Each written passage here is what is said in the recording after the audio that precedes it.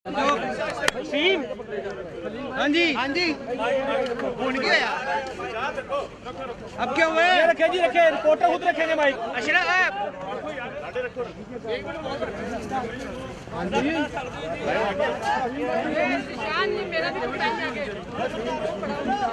रानी अभी ले वसीम ऊपर कर, रानी अभी ले सब ऊपर। ऊपर क्या ही ऊपर नजफ शाहिद पढ़ी माइक अपना वेखी वो लेके जा रहे मुंडा ठीक है यार ऑडियो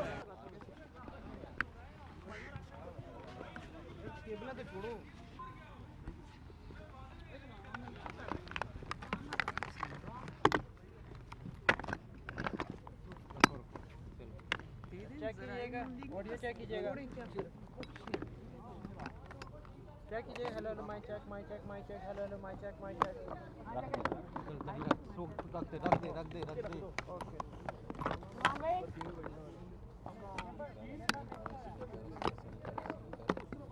लाओ दो, मुझे छोड़ दो।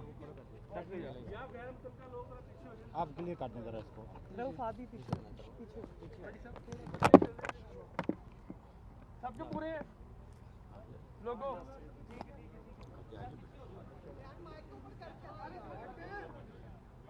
जी मैडम बिस्मिल्लाह।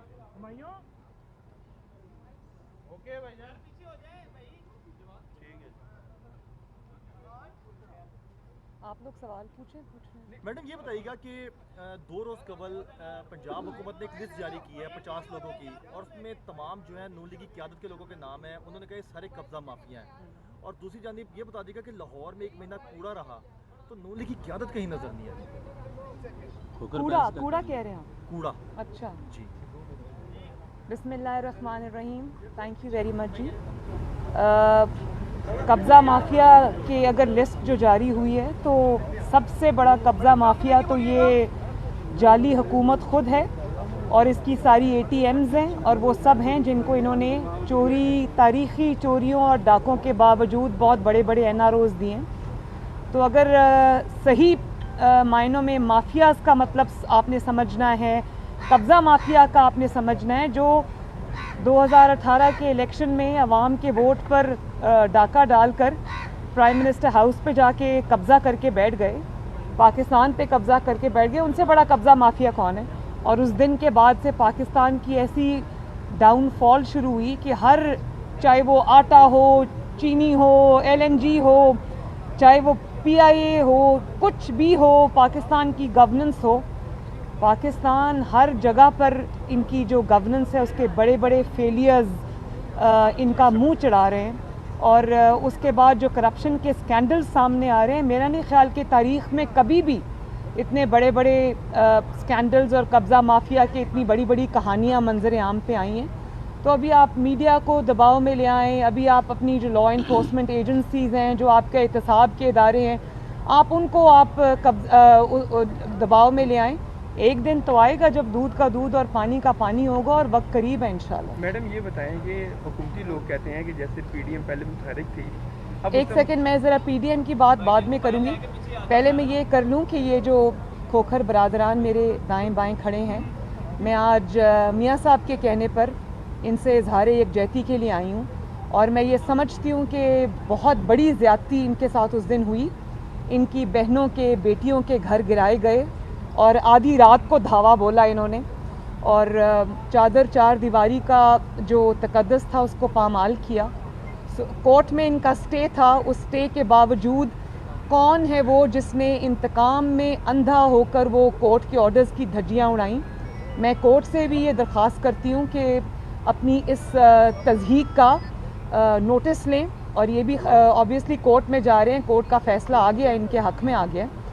तो मुझे ये भी पता चला है कि ये जो शख्स है जिसका नाम इमरान ख़ान है, वो पर्सनली बैठ के इस सारे ऑपरेशन को मॉनिटर करता रहा है, और पहले खोखर बरादरान को PMLN के बहुत सारे जो मेंबरान कौमी और सूबाई असम्बलीज़ हैं, और जो हमारे सेनेटर्स हैं, बहुत सारे मेंबर्स की तरह इनको भी पहले दबाव में लाने की कोशिश की गई। ان کو بھی ہر جلسہ ہر جلوس کے موقع پر ان کو یہ کہا گیا کہ آپ قیادت کے بیانیے سے اختلاف کر لیں, آپ پارٹی کو چھوڑ دیں, آپ قیادت کو چھوڑ دیں, آپ ایکٹیویٹیز میں حصہ نہ لیں, آپ زیر زمین چلے جائیں. بہت دھمکاتے بھی رہے, لیکن انہوں نے جب پارٹی قیادت اور نواز شریف کا ساتھ چھوڑنے سے انکار کر دیا تو پھر یہ انتقامانہ کارروائی ان کے خلاف کی گئی. میں اس کی سختی سے مذمت کرتی ہوں, اور میں یہ سمجھتی ہوں کہ کفر کا نظام, جیسے کہ حضرت علی رضی اللہ تعالیٰ عنہ نے فرمایا کہ کفر کا نظام چل سکتا ہے, ظلم کا نظام نہیں چل سکتا. تو جو سٹینڈرڈز یہ خود آج سیٹ کر رہے ہیں, ہم نے تو برداشت کر لیے. ہماری اللہ کے فضل و کرم سے 4 سال کی جبر کے باوجود, ظلم کے باوجود, انتقام کے باوجود مسلم لیگ نون سٹینڈز یونائٹڈ. اللہ تعالیٰ کے فضل و کرم سے نواز شریف کے بیانیے پر انہوں نے لبیک کہا اور اپنی وفاداریاں تبدیل کرنے سے انکار کر دیا. مسلم لیگ کی ہسٹری کے اندر شاید یہ پہلی مرتبہ ہے کہ مسلم لیگ نے ظلم کے آگے, جبر کے آگے, حکومت وقت کے آگے جھکنے سے انکار کر دیا, ٹوٹنے سے انکار کر دیا. تو یہ تو ایک تاریخی ناکامی ہے جو عمران خان کو اور اس کے سارے حواریوں کو فیس کرنی پڑی. انشاءاللہ تعالیٰ آگے بھی ناکام ہوں گے. لیکن میں ایک اور بات بتا دوں کہ مسلم لیگ نون ایک وہ جماعت ہے جس کی جڑیں ہیں عوام کے اندر. اس میں یہ افضل کھوکھر صاحب اور سیف کھوکھر صاحب جیسے وفادار میاں صاحب کے بااعتماد ساتھی بھی ہیں, اور مسلم لیگ نون کی پورے پاکستان کے اندر بہت مضبوط جڑیں ہیں ماشاءاللہ. لیکن تحریک انصاف کا ایسا کچھ نہیں ہے, اور وہ ایک ون مین شو پارٹی ہے, اور جب وہ انسان کمزور ہوگا, ختم ہوگا, جو کہ ہمیں نظر آ رہا ہے, تو یہ پارٹی ٹوٹ کے بکھر جائے گی. مسلم لیگ نون پہ توجہ کرنے کی بجائے ذرا اپنی توجہ آپ کائنڈلی اپنی جماعت کی طرف کریں. اور یہ جو 15-16 لوگوں کا کل گروپ ہے جس نے اپنی ہی پارٹی کے اوپر تحریک وہ جو ایک عدم اعتماد کا جو انہوں نے اظہار کیا, اب اپنی پارٹی پہ توجہ دیں, کیونکہ آگے آگے جب الیکشن آ رہا ہے اور لوگوں کو نظر آ رہا ہے کہ الیکشن جنرل الیکشن آنے والا ہے, تو اس کے اندر کوئی بھی تحریک انصاف کی ٹکٹ لینے کو تیار نہیں ہوگا. تبھی آپ یہ دیکھیں گے کہ نہ یہ کوئی جلسہ کر سکتے ہیں, نہ یہ عوام کے اندر جا سکتے ہیں. جب بھی یہ ان کے وزراء اور یہ عوام کے اندر جاتے ہیں, ان کو بہت بڑے ریاکشن کا سامنا کرنا پڑتا ہے. اور آگے آگے جو حالات ان کے لیے آ رہے ہیں, اس کے لیے ان کو اپنی پارٹی پہ توجہ دینی چاہیے. مسلم لیگ نون کو چھوڑ دیں, اس میں یہ تاریخی ناکامی اور شرمندگی کا سامنا کر چکے ہیں. اللہ تعالیٰ نے کا بڑا فضل ہے, مسلم لیگ نون آج بھی پوری آب و تاب کے ساتھ کھڑی ہے. انہوں نے پوری 4 سال سے ہتھ کنڈے آزما لیے, کچھ کامیاب نہیں ہوا. انشاءاللہ تعالیٰ اب ان کی اپنی باری ہے. مریم صاحب یہ بتا دیں کہ کھوکھر صاحب جو عدالت میں جا رہے ہیں, کیا یہ ذاتی حیثیت میں عدالت جائیں گے یا مسلم لیگ نون اس کیس کو ٹیک اپ کر رہی ہے؟ نہیں, مسلم لیگ نون تو سیاسی طور پہ اس کیس کو ٹیک اپ کرتی ہے. جو اگریوڈ پارٹی ہے, جو افیکٹڈ ہے, آبویسلی کورٹ تو وہی جائیں گے. لیکن ہماری پوری مورل سپورٹ, سیاسی سپورٹ, جماعت کی سپورٹ, لیڈرشپ کی سپورٹ ان کے ساتھ ہے. اور میرے کسی بھی رکن پر جہاں ظلم ہوگا, جہاں زیادتی ہوگی, میں چپ نہیں رہوں گی, میں ان کے ساتھ کھڑی ہوں گی. میڈم کیونکہ پی ڈی ایم کے پلیٹ فارم پہ بہت بڑے جلسے ہوئے اور حکومت اب کہتی ہے کہ پی ڈی ایم جو ہے وہ آپس میں ان کے اب جھگڑے ہو گئے ہیں, یہ حکومت کی خالی خام خیالی ہے. اور دوسری بات یہ کہ 2021 آپ سمجھتے ہیں کہ یہ الیکشن ایئر ہے؟ حکومت کی خام خیالی نہیں ہے, یہ حکومت کی خواہش ہے جو دم توڑتی ہوئی نظر آ رہی ہے. ظاہر ہے پی ڈی ایم ایک 10 جماعتوں کے اوپر مشتمل ایک الائنس ہے جس میں ہر جماعت کا اپنا منشور ہے, ہر جماعت کا اپنی سوچ ہے, ہر جماعت کا اپنا ایجنڈا ہے. لیکن میں یہ سمجھتی ہوں کہ مثالی اس وقت جو ہے وہ کوآرڈینیشن ہے. ہر ایشو کو بیٹھ کے ہم ڈسکس کرتے ہیں اور کوئی ال فیلنگ نہیں ہے, کوئی اختلاف نہیں ہے. اگر سوچ کا, رائے کا اختلاف ہوتا بھی ہے تو وہ اس کو ہم بڑے اچھے طریقے سے بیٹھ کے افہام و تفہیم کے ساتھ ڈسکس کرتے ہیں, حل کرتے ہیں. اور جہاں تک حکومت کا سوال ہے تو حکومت کی وہ کیا کہتے ہیں نا کہ ہزاروں خواہشیں ایسی کہ ہر خواہش پہ دم نکلے. یہ ان کی خواہش تو ہو سکتی ہے کہ پی ڈی ایم میں کوئی ٹریک نظر آ جائے یا پی ڈی ایم کے اندر کوئی ان کو تھوڑا بہت بھی جھول نظر آ جائے, لیکن انشاءاللہ تعالیٰ حکومت کی یہ خواہش کبھی پوری نہیں ہوگی. یہ بتائیے گا کہ آپ کے جب بھی کھوکھر برادران پر برا وقت آتا ہے, رانا ثناء اللہ پنجاب کی سطح پر آتے ہیں, آپ آ کر انہیں ریسکیو کرتی ہیں, ان کی بات جو ہے اعلیٰ حکام تک پہنچاتی ہیں. دیکھنے میں یہ آیا ہے کہ لاہور کی سطح پر کوئی ایسی موومنٹ جو ہے ان کے حق میں نظر نہیں آتی. یہ لوگ جو آپ کے ساتھ شانہ بشانہ کھڑے ہیں, پھر ان کے حوالے ہی لاہور کر دیں تاکہ کسی اور کو ریسکیو کرنے یہ تو پہنچ جائیں, اگر کوئی ان کو ریسکیو کرنے نہیں آ رہا. اچھی تجویز دی آپ نے, لیڈرشپ تک پہنچاتی ہوں. اچھا میڈم, بتائیے گا کہ ایک کمیٹی بنائی گئی ہے براڈ شیٹ کے حوالے سے, جس میں براڈ شیٹ نہیں, اس کا نام ہے فراڈ شیٹ. براڈ شیٹ جو بھی ہے, عظمت سعید صاحب کو بنایا گیا ہے. کیا آپ سمجھتے ہیں کہ کوئی نئی ایک جال بنایا جا رہا ہے میاں نواز شریف اور مسلم لیگ نون کے خلاف؟ نہیں, یہ جال نیا نہیں ہے, جال بہت پرانا ہے. یہ جال کے اندر بہت بڑے بڑے سوراخ ہو گئے ہیں, جس کو پھنسانے کی کوشش کرتے ہیں, یہ جال الٹ کے انہی کے اوپر آتا ہے. تو جسٹس عظمت سعید صاحب جو ہیں, ان کو کون نہیں جانتا کہ کتنی انہوں نے نیک نامی کمائی تھی جب وہ سپریم کورٹ کے سٹنگ جج تھے, اور انہوں نے جس طرح سے پرسنلی ذاتی طور پہ اثر انداز ہو کر انہوں نے جے آئی ٹی بنوائی. انہوں نے واٹس ایپ کالز کی, جس جے آئی ٹی کو بدنام زمانہ جے آئی ٹی کو آج تک واٹس ایپ زدہ جے آئی ٹی کے نام سے یاد کیا جاتا ہے, اس کے بانیوں میں ان کا نام شامل تھا.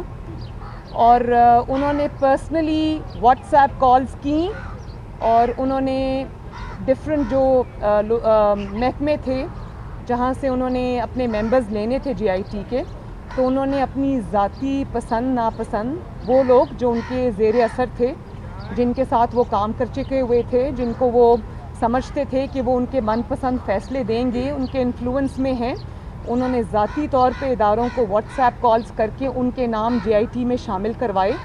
تو وہ جو ایک منتخب حکومت کے خلاف سازش تھی, ایک منتخب وزیر اعظم کے خلاف سازش تھی, اس میں وہ بہت بڑا اس کا حصہ تھے, اس کے کرتا دھرتا تھے. اور اس وقت وہ جب یہ چیز اوریجنیٹ کی, یہ براڈ شیٹ والی, اس وقت وہ نیب کے آفیسر تھے, نیب کے عہدے پہ فائز تھے, وہ اس کے لانے والوں میں سے تھے. تو جو شخص اس سب چیز کا ذمہ دار ہو, جو پاکستان کے اربوں روپے جو ہیں وہ ایک فراڈ کی نظر کر دیے گئے. اور کیا نام ہے جی کل ان کا جس کا اسٹیٹمنٹ آیا تھا, نہیں, فاروق اعظم صاحب. کل فاروق اعظم صاحب نے خود ہی کہہ دیا کہ ہمارے جو ساری وہ $1 ارب کا جو ایک مضحکہ خیز ایک الزام نواز شریف پر لگا تھا باقی سارے الزامات کی طرح, اس کی کلئی انہوں نے خود ہی کھول دی. انہوں نے کہا جی وہ اسپیکولیشنز پہ بیس تھا.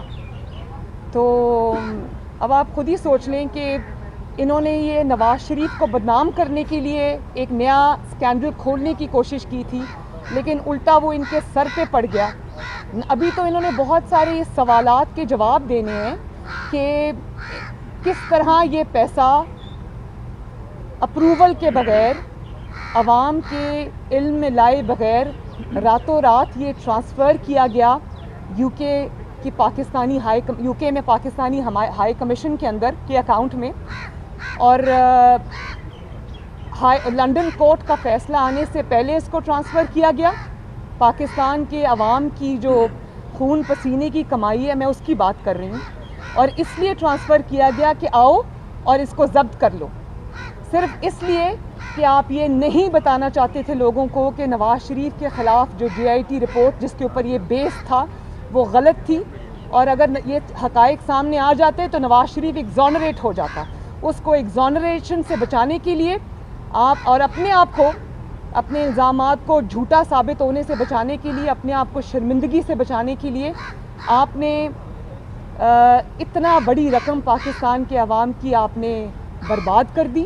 اور پھر نہ صرف یہ کہ برباد کر دی, آپ کے حکومت کے بڑے بڑے افسران وہاں پہ ریسٹورانٹس میں بیٹھ کر موسوی صاحب سے کمیشنز مانگ رہے تھے. آپ نے وہ تب بھی نہیں بخشا پاکستانی عوام کے پیسے کو. تو ان چیزوں کا حساب تو آپ کو دینا پڑے گا. اور کبھی ایسا ہوا ہے کہ کبھی کسی ہائی کمیشن کے اس طرح سے اکاؤنٹس جو ہیں وہ سیز ہو جائیں؟ یہ تو پاکستان میں جس طرح یہ ملیشیا میں پہلی مرتبہ جو وہ ریلیز نہ جمع ہونے کی وجہ سے پاکستانی طیارے کو قبضے میں لے لیا گیا, وہاں پہ 166 جو ہمارے پاکستانی بہن بھائی جو پیسنجرز تھے ان کو اس کا خمیازہ بھگتنا پڑا. اور جس طرح اب یونائٹڈ نیشنز نے یہ کہہ دیا ہے کہ ہمارے جو لوگ ہیں وہ پاکستانی ایئر لائنز پہ PIA پہ سفر نہیں کریں گے، اسی طرح آپ نے ہر جگہ پاکستان کو بدنام کرنے میں کوئی کسر نہیں چھوڑی. لیکن فراڈ شیٹ کے میں جتنا بڑا اسکینڈل سامنے آیا ہے، اور آپ اب دیکھیں یہ جس کو نالائق اعظم کہتے ہیں، اس نے ایک ٹویٹ کر دی کہ بڑی ذوق و شوق سے پہلے براڈ شیٹ کو کھول رہے تھے، جب پتہ چلا کہ اوپر ہی سر پہ آ گئی ہے، اپنے ہی منہ پر آ گئی ہے، تو ٹویٹ کی کہ میرا اس سے کوئی لینا دینا نہیں ہے. آپ کا لینا دینا ہے، آپ کو جواب اس لیے دینا پڑے گا کیونکہ آپ اس اسکینڈل کے باوجود اس کے کرتا دھرتا کو پرائم منسٹر ہاؤس میں بلا کر ان کے ساتھ میٹنگز کرتے رہے. کیا ان میٹنگز میں ڈسکس ہوتا یہ عوام کو پتہ چلنا چاہیے، اور انشاءاللہ تعالیٰ ایک دن یہ حقائق سامنے آئیں گے. جسٹس عظمت سعید صاحب کی جہاں تک آپ نے بات کی، وہ شوکت خانم کے بورڈ کے ممبرز میں سے ہیں، تو اوبیسلی جنہوں نے نواز شریف کے خلاف جو بھی اس سازش میں شامل رہا ہے، اس کو واجد ضیاء صاحب کی طرح اور باقیوں کی طرح اس کو ریوارڈ کرنا تو ضروری ہے.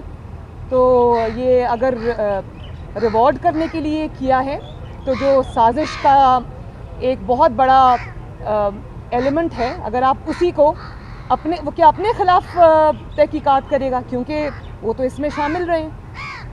تو میرا تو خیال ہے کہ عزت سے جسٹس عظمت سعید صاحب کو اس سے ریکیوز کرنا چاہیے اپنے آپ کو، اور ان کو یہ کہنا چاہیے کہ میں کیونکہ خود اس میں انوالوڈ ہوں اس لیے آپ مجھے اسپیئر کریں، ورنہ پاکستان کی عوام کے سامنے پھر کچھ اور حقائق جو کہ اس وقت شاید ہم نہیں لا سکے سامنے، پھر وہ ہمیں لانے پڑیں گے. کس طرح جسٹس عظمت صاحب نے پرسنلی اس وقت کی جو مسلم لیگ نون کی حکومت تھی اس کے آفیسرز کو کس طرح سے پرسنلی انہوں نے بلا کے ڈرا کے دھمکانے کی کوشش کی اور کیا کیا میسیجز دیے، پھر وہ تو قوم کے سامنے چیز لانی پڑے گی. تو بہتر ہے اپنے آپ کو ریکیوز کرنا. میڈم یہ بتا دیجیے گا کہ بلاول نے ایک پریس کانفرنس کی، انہوں نے ان ہاؤس تبدیلی کی بات کی ہے، کیا نون لیگ بھی ان ہاؤس تبدیلی کو سپورٹ کرتی ہے؟ دوسرا یہ بتا دیجیے گا کہ کراچی میں شادی ہے بختاور کی، کیا آپ کو بلایا گیا اور آپ جائیں گی وہاں پر؟ انویٹیشن آیا آپ کے پاس؟ دیکھیں، جہاں تک بلاول صاحب کی تجویز کی بات ہے، جو ان ہاؤس انہوں نے چینج کی بات کی ہے، میں نے بھی وہ ٹی وی پہ سنی ہے. اور اب جب تک PDM کا اجلاس نہیں ہوتا، انہوں نے کہا کہ میں PDM کی قیادت کو مناؤں گا، تو میں تو ان کو کہتی ہوں ان کے پاس اگر نمبرز ہیں تو ضرور شو کریں، لیکن ہمیں انتظار کرنا چاہیے PDM کے اگلے سربراہی اجلاس کا، جس میں بلاول صاحب یہ اپنی تجویز رکھیں گے جیسا کہ انہوں نے کہا ہے کہ وہ رکھیں گے. تو جب وہ یہ تجویز PDM کے سامنے رکھیں گے تو یہ ڈسکس بھی ہوگی وہاں پر جو PDM کی ساری جماعتیں ڈیسائیڈ کریں گی، وہ آپ سب کے سامنے آ جائے گا. اور شادی کا انویٹیشن آیا آپ کو؟ شادی میری نیک خواہشات، میری دعائیں بختاور بھٹو زرداری کے ساتھ ہیں. اللہ تعالیٰ ان کو اس نئے سفر میں خوشیاں دے، ان کو آباد رکھے، خوش رکھے، میری ان کے لیے نیک تمنائیں. میڈم آپ سوال یہ 2021 جو ہے یہ الیکشن ایئر ہے، اور جو بیوروکریسی اس وقت نون لیگ کو انتقام کا نشانہ بنا رہی ہے، کیا آپ چاہیں گے کہ ان کے خلاف ایک کمیشن بنے کہ یہ جو لوگ سرکاری افسران یوز ہو رہے ہیں آپ لوگوں کے کینڈیڈیٹس کے خلاف کارروائی ہو؟ دیکھیں، جہاں تک بیوروکریسی کا تعلق ہے یا پولیس آفیسرز کا تعلق ہے یا انتظامیہ کا تعلق ہے، وہ جتنے وہ تنگ آئے ہوئے ہیں اس نالائق اور نااہل حکومت سے، وہ شاید ہمیں اس کا اندازہ نہیں ہے. اس کی وجہ یہ ہے کہ یہ جو تاریخی نااہلی اور نالائقی ہے، اس کا نشانہ، اس کا جو برنٹ ہے، وہ ان کو بیئر کرنا پڑتا ہے. اور جو پسند ناپسند کی بنیاد پر یہاں پر آج کل شہباز شریف صاحب جب ہوا کرتے تھے تو میرٹ ہوا کرتا تھا، پولیس آفیسرز کی، انتظامیہ کی جو اپوائنٹمنٹس ہیں وہ میرٹ پہ ہوا کرتی تھی. لیکن اب یہ ہوتا ہے کہ جہاں پر ضرورت ہوتی ہے، جیسے جب کھوکھر برادران کے اوپر اٹیک کرنا تھا، تو یہ پھر یہ دیکھا جاتا ہے کہ کون سا جو پولیس آفیسر ہے یا کون سا جو عہدیدار ہے وہ بہتر طریقے سے استعمال ہو سکتا ہے. تو وہ یہ سمجھتے ہیں، بیوروکریسی بھی یہ سمجھتی ہے، پولیس آفیسرز بھی یہ سمجھتے ہیں کہ انتقام کے لیے وہ استعمال ہو رہے ہیں، اور یہ برنٹ جو ہے وہ ان کو بیئر کرنا پڑے گا. آبویسلی لوگ چہرے دیکھ لیتے ہیں، پہچان لیتے ہیں، مارک کر لیتے ہیں. تو اس حکومت کی جو زیادتیاں ہیں، جو انتقام ہے، اس کا جو آبویسلی اس کا جو ذمہ دار ہے ان کو ٹھہرایا جائے گا. تو یہ ان کو بھی ذرا سوچ سمجھ کے गवर्नमेंट के अहकामात को मानना चाहिए, क्योंकि ये इल्ज़ाम सारा इनके ऊपर भी आएगा, लेकिन वो खुद भी बहुत तंग है, मैं ये जानती हूँ। भाई का प्लॉट, जो बहनोई का प्लॉट हो, कुछ हो, कहीं पर जलसा हो, कहीं पर बाई इलेक्शन हो, पूरी इंतज़ामिया वहाँ की तब्दील हो जाती है। तो ये जो अपॉइंटमेंट्स होती हैं ना प्रोफेशनल ऑफिसर्स की, वो इन बुनियादों पर जब की जाएंगी तो ऑब्वियसली उनका करियर अफेक्ट होता है, और सबसे ज़्यादा आई थिंक अफेक्टेड जो है वो पंजाब की ब्यूरोक्रेसी है। अच्छा, पीडीएम के जो आने वाला इजलास, मेरी हमदर्दियाँ ब्यूरोक्रेसी के साथ। 4 फरवरी को जो पीडीएम का इजलास होगा उसमें कितने नुकात डिस्कस किए जाएंगे, क्योंकि सारा प्रोसेस हो गया, इस्तीफे और लॉन्ग मार्च रह गए, और तनकीद भी की जा रही है कि शायद इस पे इत्तेफाक और कंसेंसस नहीं हो पा रहा। किस चीज़ के ऊपर? इस्तीफों पे और लॉन्ग मार्च पे, इस पे क्या? लॉन्ग मार्च पे तो कंसेंसस है, इस्तीफ़ों के ऊपर की टाइमिंग के ऊपर, और ऑब्वियसली अब पीपल्स पार्टी ने एक बात की है, इन हाउस जो चेंज है उसकी उन्होंने एक बात की है, तो पहले उसको डिस्कस करेंगे। ऑब्वियसली लॉन्ग मार्च भी डिस्कस होगा, इस्तीफ़े भी डिस्कस होंगे, उसका टाइमिंग भी डिस्कस होगा, और साथ बिलावल भुट्टो जरदारी साहब की तजवीज़ भी डिस्कस होगी। मैडम आखिरी बस ये सवाल कि आप हुकूमत को 5 साल पूरे करने देंगे, या ये 2021 जो है ये इलेक्शन ईयर है? हम अगर हुकूमत को 5 साल पूरे करने दें भी तो ये हुकूमत अपनी हरकतों से 5 साल पूरे नहीं कर सकती।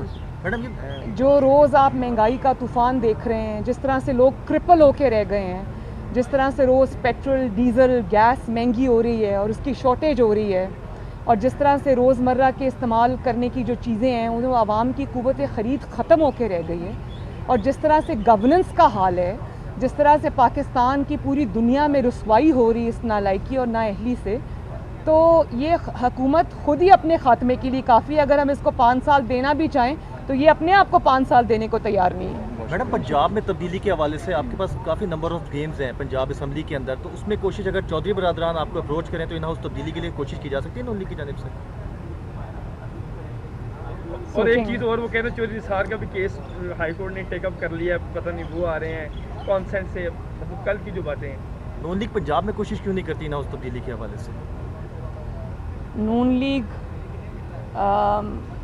ये समझती है कि जो इन्होंने अपनी नाकामी और नाअहली से हाल कर दिया है हर चीज़ का, तो इतनी आसानी से नून लीग इनको जाने नहीं देगी। ये अपनी ज़िम्मेदारी से, अपनी नालायकी, नाअहली की ज़िम्मेदारी और इसका बोझ इनको खुद उठाना पड़ेगा। नून लीग इनको बिल्कुल राह फरार नहीं देगी, शहीद बनने का मौका नहीं देगी, ताकि कल को ये बाहर आके ये ना कह सकें कि हमने तो बड़ा काम करना था जी पंजाब में, तो अचानक हमारी हुकूमत गिरा दी गई और हमारे ख़िलाफ़ साजिश हो गई और हम ये कर नहीं सके। इनको इनका जो स्याह कारकर्दगी उसका बोझ भी इन्हीं को उठा के अवाम में जाना पड़ेगा। नून लीग इनको राह फरार इख्तियार नहीं करने मैडम, ये तो नया बयानिया आ गया, जो पीडीएम का बयानिया था, जो लॉन्ग मार्च इस्तीफे, आप कह रहे हैं नहीं, मैं इन हाउस चेंज की बात करूँ, मैं इन हाउस चेंज की बात करी पंजाब में जब इन्होंने बात की है। अब इसके ऊपर शरारत ना करना है। F9 पार्क गिरवी रखवाने का मामला सामने आया, तो कल वफाकी काबीना के इजलास में तजवीज़ दी गई कि वज़ीर-ए-आज़म हाउस को या जो ऐवान सदर है उसको गिरवी रखवा दिया जाता। तो क्या नहीं, वज़ीर-ए-आज़म हाउस या ऐवान सदर तो कौम की अमानतें हैं ना, कौम की वो मलकियत है, उसको क्यों रखें गिरवी? अगर गिरवी रखना है तो बन्नी गाला को गिरवी रख लें। इनकी ज़ाती रिहाइश गाहों को, जिनको इन्होंने जालसाजी से रेगुलराइज कराया है और जिसका सबूत ये आज तक नहीं दे सके कि वो किस पैसे से ख़रीदी हैं, तो उनको गिरवी रख लें। कौम की अमानत को गिरवी क्यों रखना? Thank you. मैं अब चलूँ जी? Thank you ji. Thank you ma'am.